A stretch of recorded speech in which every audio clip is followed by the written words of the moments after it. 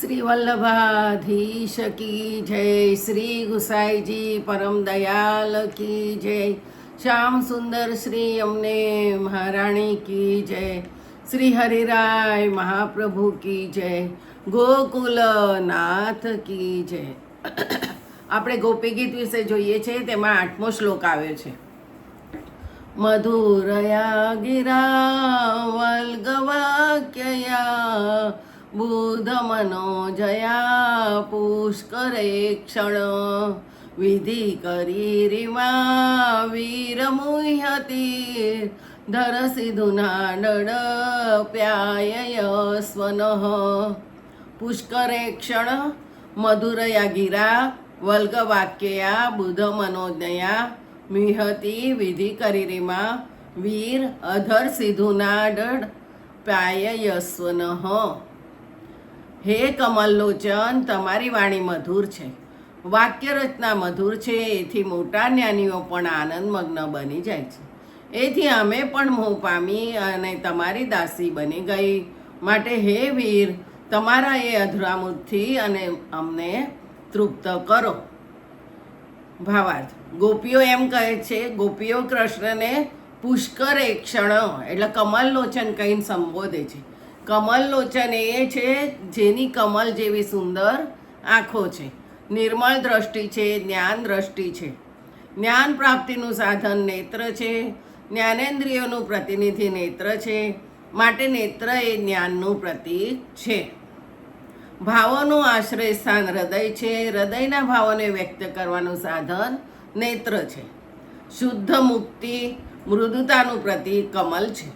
જેના નેત્રો સામાન હૃદય ભાવોને જ જુએ છે, જેના નેત્રો માત્ર શુદ્ધ ભાવોને જ જુએ છે, જેના નેત્રો અઘટિત વિકારિત ભાવોની સદાય મુક્ત છે, જેની દ્રષ્ટિ જ્ઞાનમય છે, જેની દ્રષ્ટિ નિર્મળ છે, અર્થાત જે દ્રષ્ટિ માત્રથી જ્ઞાન આપી શકે, જે દ્રષ્ટિ દ્વારા જીવન નિર્મળ બનાવી શકે, જેની દ્રષ્ટિમાં કોઈના હૃદયને જરાય આઘાત ન લાગે એવી મૃદુતા ભરેલી છે, અને જેની દ્રષ્ટિ સામાન્ય હૃદય ભાવનું આકર્ષણ કરી એમાં શુદ્ધિ અને સૌંદર્ય પ્રેરક બળ બને, એનું નામ છે કમલલોચન. અર્થાત પુક્ષરે કર્ણ એટલે પુષ્કરે હૃદય કમલે ઘષ્ટિર્યસ્વસ, જેની દ્રષ્ટિ માત્ર હૃદય કમલ ઉપર જ છે. અર્થાત કોઈએ સારું ખોટું કર્યું હોય તેના કોઈ પણ કાર્યને તે જોતો નથી, અથવા તો શુદ્ધ અશુદ્ધ ગમે તેમ બોલાયું હોય તો પણ જે વાણી તરફ જોતો નથી, પરંતુ માત્ર હૃદયના ભાવ તરફ જ જુએ છે. ભગવાનની દ્રષ્ટિ સૌના હૃદયના ભાવો ઉપર જ માત્ર હોય છે. માટે તે પુષ્કર એ ક્ષણ કમલલોચન કહેવાય છે. પુષ્કર એ ક્ષણ, પુષ્કર એટલે કમલ. પુષ્કરનો બીજો અર્થ છે પુષ્ટિ કરોતી ઇતિ, જે હૃદય ભાવોને પુષ્ટ કરે. ભગવાનના નેત્રો હૃદયના પ્રેમને પુષ્ટિદાયક છે. પુષ્કર એ ક્ષણ માટે સંબોધનમાં શ્રી કૃષ્ણના નેત્રોનું વર્ણન અને મહાત્મ્ય વર્ણવતા ગોપીઓ કહે છે, ગોપી, હે પુષ્કર એ ક્ષણ, હે કમલલોચન, તમારા નેત્રો કમલ જેવા કોમળ છે, કમલ જેવા મોટા છે, અરુણોદયના જેવા તેજસ્વી અને મોહક છે. ખીલતા કમળની પાંખડી જેવી અણિયાળા છે, સુંદર છે અને રસિક પણ છે. શ્રી કૃષ્ણના નેત્રોમાં એવું તો શું ભર્યું છે કે સારા વિદ્વાનો, તપસ્વીઓ, સાધુ પુરુષો પણ એના ગુણગાન ગાય છે. એ નેત્રોમાં જે શ્વેત ભાગ છે તે અમૃતરૂપ ગણાય છે, અને કાળો વિષરૂપ છે, અને અણિયાળા ખૂણાની લાલી મદ સ્વરૂપ માદક ગણાય છે. મરેલાને જીવિત કરે, નવું જીવન અર્પે એ અમૃત. કૃષ્ણ પ્રેમ રહિત, ભગવત પ્રેમ રહિત અવસ્થા એ જીવંત છતાંય મૃત અવસ્થા છે. આવા મૃતાત્મા ઉપર કૃષ્ણની દ્રષ્ટિ પડતા એમના હૃદય જીવંત બની જાય છે. ભગવત પ્રેમ એવા મૃતાત્માઓના હૃદયમાં ખીલી ઉઠે છે. પ્રેમવિહીન હૃદય પ્રેમસભર બની જાય છે. જીવતાને મરેલા બનાવી દેવા એ વિષનો સ્વભાવ છે. જેનું હૃદય ભગવત પ્રેમથી જીવંત બનેલું છે તેના ઉપર શ્રી કૃષ્ણની દ્રષ્ટિ પડતા જ સાચો ભગવત પ્રેમી શ્રી કૃષ્ણના સુંદર મોહક નેત્રનું દર્શન કરતા જ મુગ્ધ બની જાય છે, જળવત બની જાય છે. લાલ રંગ માદક ગણાય છે. માદક પીણું કે માદક ખોરાક લીધા પછી માનવી જે મન અને બુદ્ધિ પરનો અંકુશ ગુમાવી ડોલવા માંડે છે, તેમ કમલલોચન શ્રી કૃષ્ણની દ્રષ્ટિ પડતા જ માનવ હૃદય પ્રેમ ભક્તિ સભર બને છે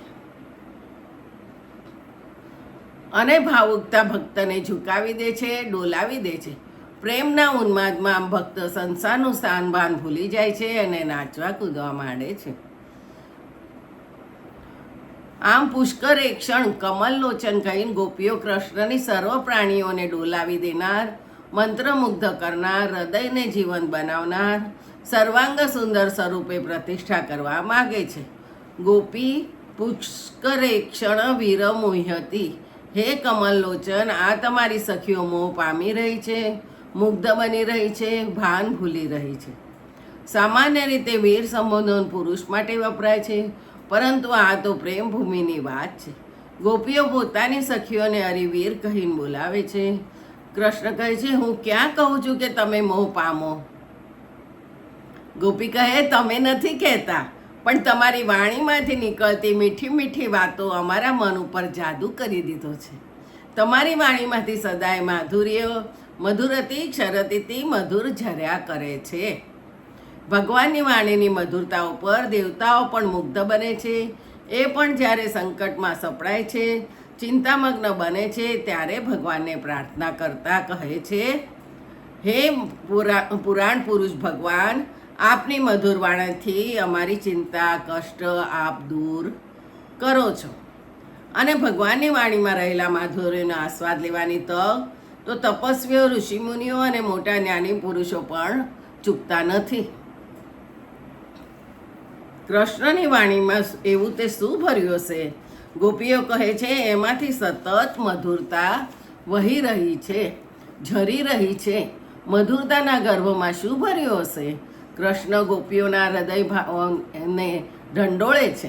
કૃષ્ણ કહે, બસ મારો મધુર કંઠ, અવાજ એ જ તમારા મોહનું કારણ છે ને? ગોપી કહે, અરે તમે જે કંઈ બોલો છો એની વાક્ય રચના, શબ્દાવલી પણ એવી રસિક હોય છે કે મોટા મોટા જ્ઞાની પુરુષો પણ એમાં મોહ પામી જાય છે. તમે બોલો ત્યારે મુગ્ધ બનીને તમારા મુખ સામે જાયા કરે છે. જ્યારે તમે, અમે તો દૂધ દહીં વેચનારી ગામડાની ભોળી ગોવાલણો છીએ. વાણી હંમેશા રસમય હોવી જોઈએ, અલંકારપૂર્ણ હોવી જોઈએ. એને 4 પ્રકારે વર્ણવી છે: સારમ, સુષ્ઠ, મિતમ અને મધુ. સારમ એટલે જે વાત કહેવી હોય તેનો પૂરેપૂરો સારાંશ કહો. સુષ્ઠું એટલે જે કંઈ કહેવું હોય તે વ્યવસ્થિત રીતે કહો. અને મિતમ એટલે જે કંઈ કહેવાનું હોય તે બધું એ ટૂંકાણમાં કહો, જેથી વધુ લાંબુ અને કંટાળાજનક ન લાગે. મધુ, જે કહો તે મધુરતાથી કહો, મધુર લાગે એ રીતે બોલો. આટલા માટે શાસ્ત્રકારોએ વાણીના પણ ગુણ વર્ણવ્યા છે. તે મુખ્યત્વે 5 છે: આકાંક્ષા, યોગ્યતા, આસક્તિ, અલંકાર અને સૌષ્ઠવ. આકાંક્ષા, તમારી વાણીમાં તમારી ઈચ્છાનું સ્પષ્ટ ચિત્ર ઉપસવું જોઈએ. તમે શું ઈચ્છો છો તેનું પ્રતિબિંબ પડઘો તમારી વાણીમાં પાડો. યોગ્યતા, તમારો હેતુ સ્પષ્ટ કરવાની તાકાત તમારી શબ્દ રચનામાં આવે તેની કાળજી રાખો. હવે આવ્યું આસક્તિ. પ્રસંગ અનુરૂપ જ વાત કરવી જોઈએ.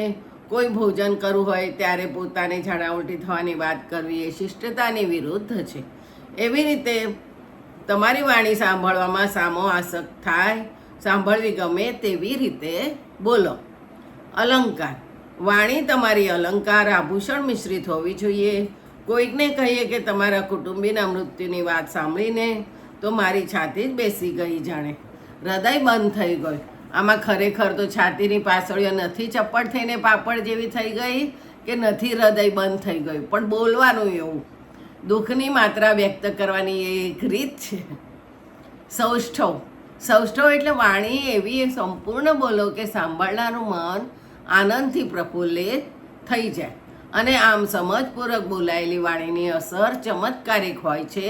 એમાં કેટલાક રોગો મટાડવાની શક્તિ હોય છે, કેટલાક રોગો થતાં અટકાવવાની પણ તાકાત હોય છે. જેમ કે આરોગ્યશાસ્ત્રના સામાન્ય સિદ્ધાંતોનું એ સાર તત્વ છે, સત્યમ હિતમ મિતમ બ્રુયાદ વિસંવાદી ચ પેશલમ. સત્ય બોલો. સત્ય બોલવાથી ચિંતા નહીં થાય, મગજ ઉપર બોજો નહીં લાગે, જ્ઞાન તત્વોને તાણ અનુભવી નહીં પડે. હિતની વાત બોલો, એનાથી વાદ વિવાદ ઉત્પન્ન થવાનો સંભવ નહીં રહે.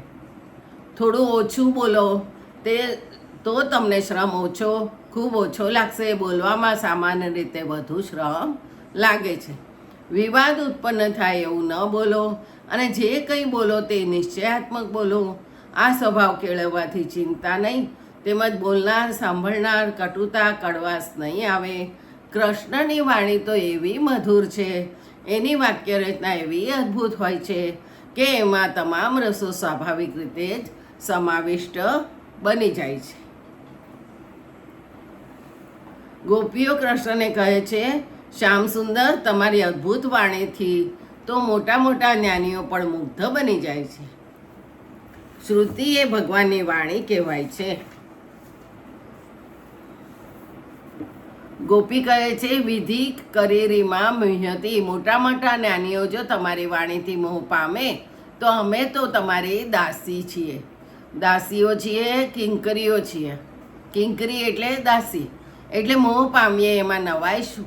અર્થાત તમારી વાણીથી મોહ પામીને દુઃખી થઈ રહ્યા છીએ, અને તમે તો વીર છો. અહીં વીર એટલે દયાવીર એવો અર્થ થાય છે. દુઃખમાંથી બહાર કાઢે તે દયાવીર કહેવાય.